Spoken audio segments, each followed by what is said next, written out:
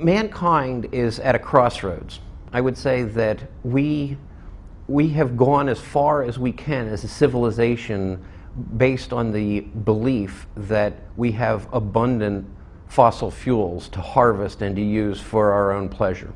So we're at a point where we either take a hard line with respect to population growth, we brace ourselves for some real suffering as our population goes from 7 billion to 9 billion to 10 billion, as urban populations become more dense and more people want to live consumer lives like we do in the West. So to the equation in which fossil fuels are used as the core to power that burgeoning society is simply not going to happen.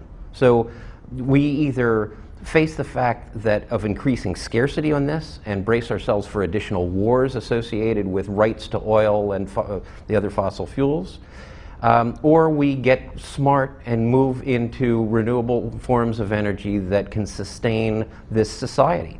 Now, will it come at a cost? It'll absolutely come at a cost. So the question becomes, who's going to lead this? Who's going to say, you know what, this is more expensive in the short term, however, it's going to create enormous numbers of jobs. It can power the reconstruction of our economy, at the same time saving ourselves from what is certain to be destruction